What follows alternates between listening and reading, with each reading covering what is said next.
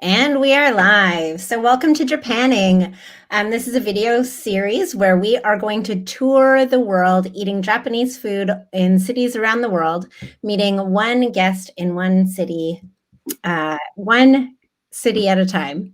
And basically, I've started this video series because I'm just interested in how Japanese communities around the world have created their very own Japanese food and their very own versions of Japanese food. So I've basically just invited a bunch of interesting people, and I'm going to have conversations with them and learn about what Japanese food is like where they are. And I am starting by heading to my hometown, Vancouver, where I am talking to Lisa Durrell. And Lisa, we kind of met through a very interesting way through a television show. Can you say a little bit about that? That's right. I actually first learned of you when I saw you on TV. So you were season 1 hosting Japanese cooking for a cooking on One World Kitchen. Yeah. Well, One World Kitchen. It's produced in Canada. And I thought, we're season 3.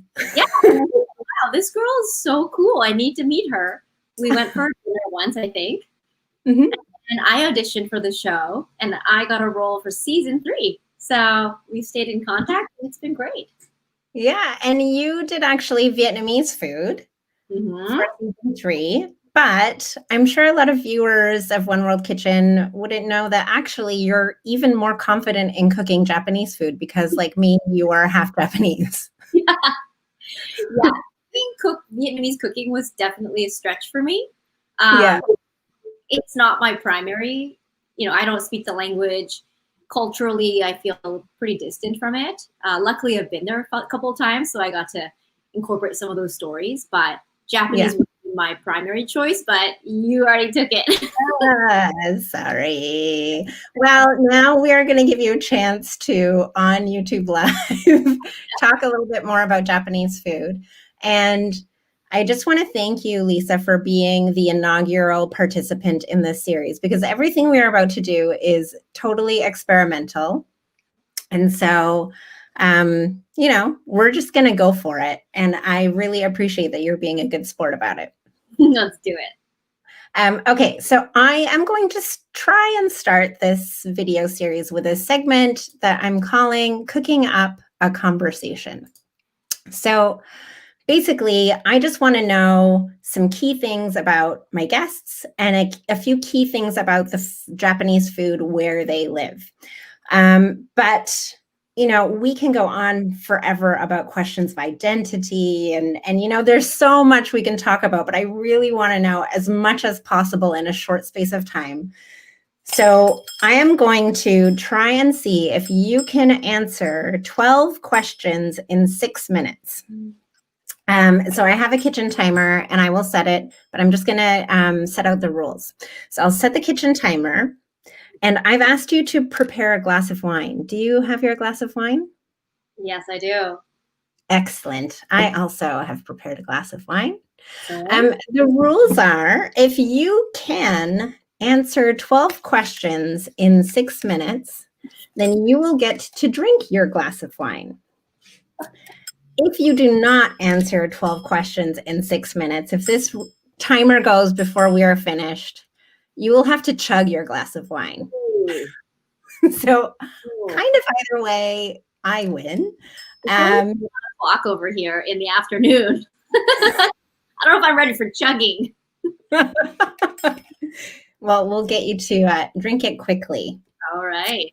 Okay, so I'm setting it for 6 minutes.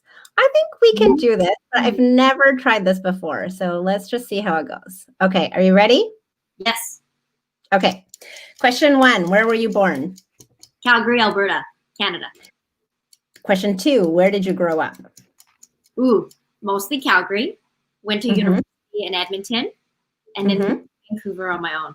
And I feel like I've grown up the most in the last decade, so I'd say I grew up in Vancouver. Okay, and how long have you lived in Vancouver? Question 3. About 12 years. Okay, and number 4, what is your family's connection to Japan? My mom is from Japan. My dad studied in Japan. He's Vietnamese. married there, but then they immigrated to Canada. So my mother tongue is Japanese. And number 5, how do you describe your identity? So in other words, how do you answer the question, where are you from? That's the worst question. I'm from Canada. Yeah. My heart is Japanese. Mm-hmm. My gestures are Canadian. I like Vietnamese food, so I don't know. It's a part of me, but I hate that question. I'm Canadian. Okay. Okay. Number 6, what are the Japanese foods from your childhood that you crave or that you are nostalgic for? Ooh, crave. I mean, udon noodles. Udon noodles are my favorite. Any specific type? I really like them in soup. My mom make it with like a puffed tofu on top. That's like a nostalgic meal. Or soba noodles. It always reminds me of New Year's Eve when you eat the soba all together. So noodles. Noodle soup. Okay. Number 7, what did you take to school in your obento box or your lunch box, and how did it compare with your classmates? I had a lot of rice, and all I wanted was crackers and cheese and sandwiches in a Ziploc bag.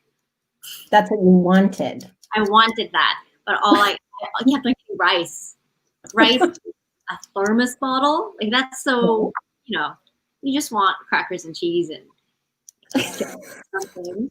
In your class, eating rice? Were other kids? Yeah, the Asian kids were. But you want to fit into Western society. Wanted these things called Lunchables here. It's crackers, cheese, and a processed ham. But that's all I wanted. I love it. You're like, I have all this nice home cooked Japanese food, but I just want processed Lunchables. Yes. Okay. Number 8. If I were to travel to Vancouver as a tourist, knowing nothing about the food scene there, what would be the top 3 most common Japanese dishes I would encounter? Oh, sushi is number 1. There's like 4 sushi shops on every main street. Maybe like a few blocks, there's a sushi store. And the top rolls that people get here would be probably like the California roll with avocado, crab, maybe wild salmon. People love wild salmon here because that's the salmon we get. BC roll has a salmon skin. So sushi. Number 2 is ramen. There was a huge like boom in ramen culture here. So some of the best ramen chains from Japan, and they're opening up a store in downtown. So there's probably like 30 ramen shops that you can choose from now. And 3, what would be the next one? I mean, yakiniku has come here too. That's new. Japanese, Korean style. Yeah. Okay. I'm going to put this because we're running out of time. Oh, no. Number 9, if you were to take me out to eat in Vancouver at a Japanese restaurant, what 3 dishes would you insist I order?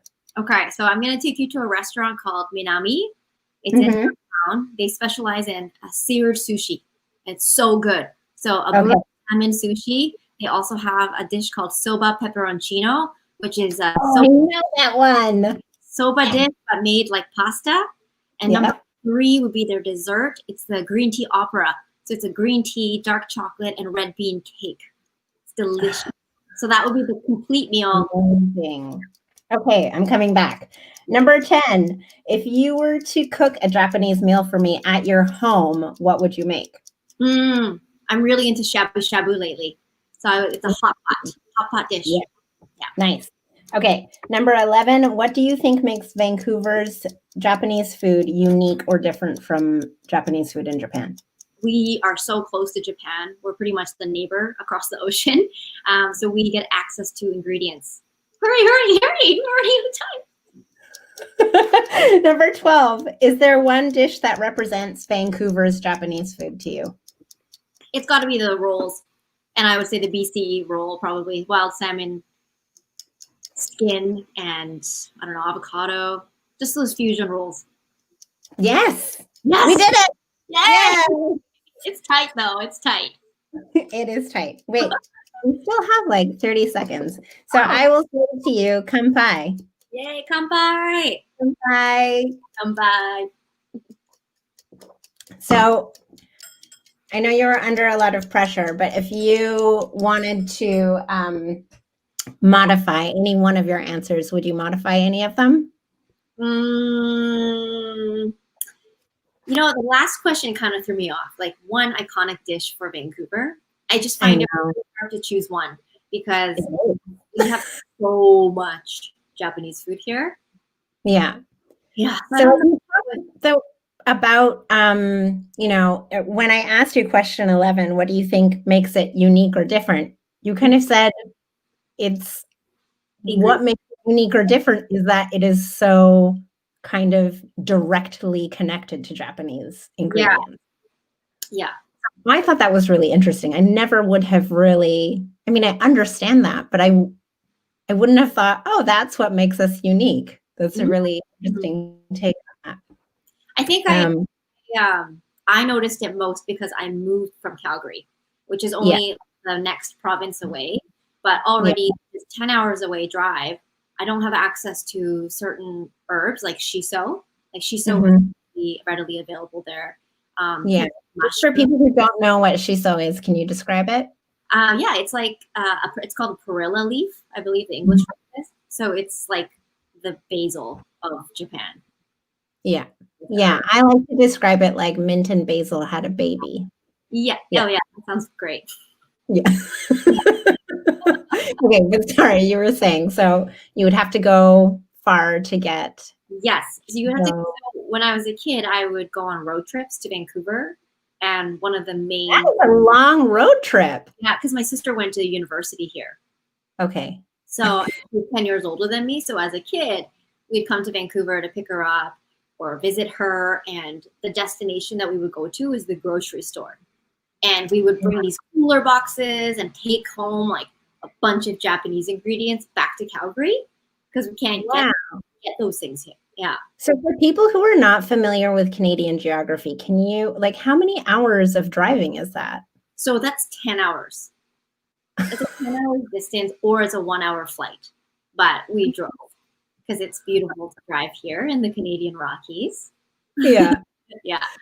So what would be the things that you would pack up and take back to Calgary? Most of the things are usually frozen or freshly made. But one of the things is it's called satsumage. So like fish cakes. Fish cakes can be frozen and imported from Japan. But there's also a factory here, or a store, not so much a factory, but they have the machine that makes it. And they sell fresh fish cakes here. And every time I go back to Calgary I still go to the store and buy like 30 of them. And then my whole like carry-on is just fish cakes. And then I bring it to my mom. So can you still not get them in Calgary? No, you can't. Wow. I love that is an intergenerational item that you still bring back. Yeah. That's incredible. So then, there would be these big chunks of time between your 10-hour drives to the grocery store. Yeah. What would you do, if you wanted to have a Japanese meal, but you were missing an ingredient? Like, what were the kinds of substitutions that your family would make? So there's a lot of Korean and Chinese and Vietnamese grocery stores. And within those stores, there's usually an aisle of Japanese food. So you have most of the fundamentals. So nowadays, there's not much to worry. But when I was a kid, one of the substitutions was ponzu. They didn't sell ponzu in a bottle, or if they did, it's really expensive. Yeah. So we would make our own ponzu at home. So I remember squeezing lemon juice and mixing it with the soy sauce to have hot. And that was my role, is to make the ponzu for dinner. So are you now an expert ponzu maker? It's just lemon and soy sauce that I did. I just buy it now because I have it readily available. But when I think about it, it's probably healthier to just make your own mixes at home. Yeah. Yeah. Ponzu is good. Yeah. Ponzu is actually a really difficult one, I think, to make from scratch. Yeah. To make it have, like, YouTube ponzu and stuff. So yeah. I also was interested in because you grew up in a family where, one parent was Japanese and one parent was Vietnamese, but you were in Canada. What was the kind of mix of those cuisines in your household? Mm. Yeah, I think first off, I think I'm so lucky because I love the cuisines of both of those cultures. And, Hmm. I, and they actually don't share like that many similarities. So I had two very distinct types of cuisines. But I'd say the biggest difference between Japanese food and Vietnamese food is the amount of Hmm. spices that are used. Yeah, Uh, like Vietnamese, like pho, would use yeah, spices like cinnamon, anise, maybe, which is very clovey and spicy. yeah. Something Japanese food is not, which is more mild, dashi broth. So I would Mm. say dad would cook Vietnamese food, and then my mom would critique it, saying it's too like spicy or too much cinnamon. So over the years, my Vietnamese palate has become more delicate, and my dad has adjusted his Vietnamese cooking to match the palate of the Japanese wife. My version of Vietnamese food at home is actually a Japanese Vietnamese. Yeah, Does that make sense? I think so. So in that case, like you're saying, what's Japanese about it is actually taking something away from it. Like, Yeah, yeah. I guess making it not blender, but more well-rounded, or I don't know. I wouldn't say it's better, but yeah, it's definitely more delicate. But on the yeah, opposite side, my dad would make fried udon noodles yeah, and put some fish sauce on it. yeah. It's like That sounds great. yeah, it's great. So it's like Vietnamese fine udon noodles. So it's always Yeah, been a blend. yeah. And so, does that affect how you cook now for your family and for your daughter? Um, I have. I think it does. I think it does because ultimately, like those flavors have um, formed like what my palate is. So maybe Hmm. I use more fish sauce than the average Japanese person. Yeah, yeah, yeah. Overall, like one of my Japanese food has grown on me as like a passion to learn Yeah, how to cook these dishes, and I've kept it pretty like authentic and not fused in with my Vietnamese side. yeah, yeah, yeah. Every time I go to Japan, like I pick up a bunch of cookbooks. I've read so many that are published here, including yours as well. Thank you. I think Japanese food really it suits my palate. Like Yeah. I love soy sauce with the mirin and the sugar and sake. Like that flavor profile is my favorite. And what I think is interesting about that as well is like, I think for people who aren't as familiar with cooking Japanese food, they don't realize that actually just that little handful of ingredients that you've named is basically the basis of almost everything. So Yeah. if you can get a handle on how to balance out those flavors, like, the world is your oyster when it comes to cooking traditional Japanese food. Yeah. But I guess another question that I had for you, because I know you're really passionate about teaching cooking in a way that is fun and easy, and interested also in teaching children how to cook. Like how are you now? You grew up in a certain context with one Japanese parent. How are you now passing that on to your daughter? Mm, yeah. I try to make food super like a really fun occasion during the day. Um, yeah, I mean, she's only 2 years old right now, but I definitely think she gets excited about it because she sees me having fun in the kitchen. I've been also showing her TV shows, like cooking shows, including my Yeah, own. So she's seen me on TV, and so she kind yeah, of mimics me sometimes. Um, yeah, and Japanese food is also really fun to make fun because yeah. that's what we do. Right? I mean, you can see the bento book behind me, behind my bun. Yeah, yeah, you can make it cute and very appealing for kids, I'm And for sure. me, too much, but I do make like the cutouts to make a happy face on a rice ball. It's Yeah, just makes the food come to life and you can tell stories and I don't know. yeah. I also Yeah, find that a lot of Japanese food, like, it's very tactile. You have to do a lot of like shaping and touching it with your hands, which I think is a really, I don't know, just like a way for children to get involved in making the food. Yeah. You know, like making dumplings or making onigiri rice balls or that kind of like almost like playing with your food. Yeah, totally. And bento boxes totally are playing with Yeah. food and with the ingredients of the season.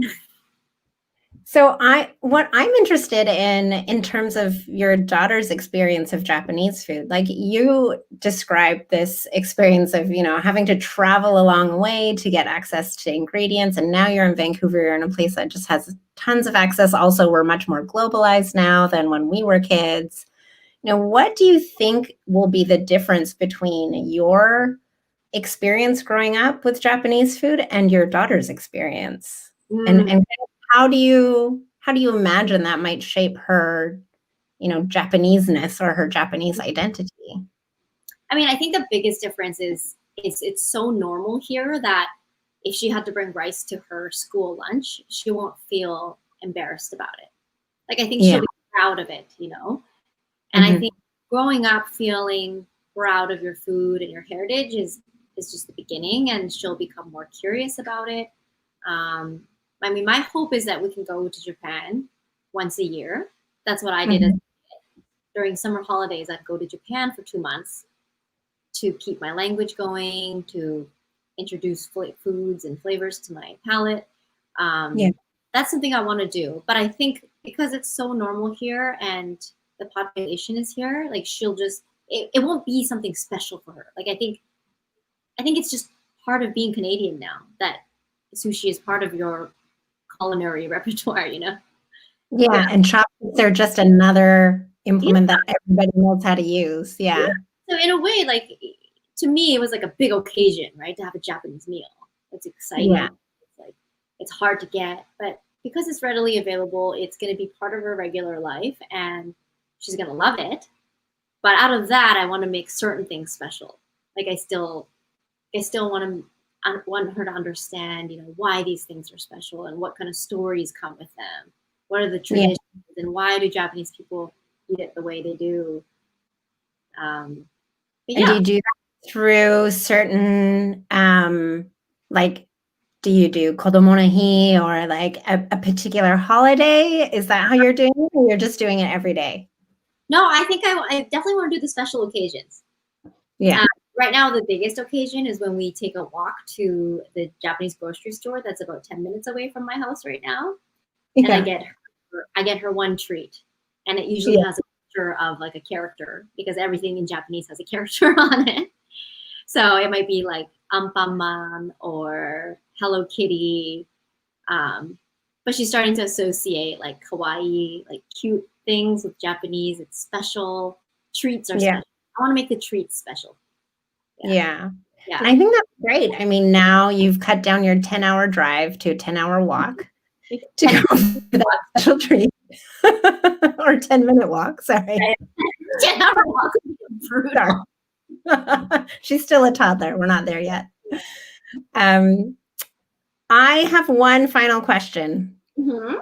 and that is, you know, I am doing this tour around the world because I'm interested in what Japanese food like is in different places. Mhm. So if I could give you just loads of money and you could travel anywhere in the world and try the Japanese food there, where What? would you go and why? Oh my goodness. Wow, that's a big question. You know, like, my number one would, of course, to be just in Japan.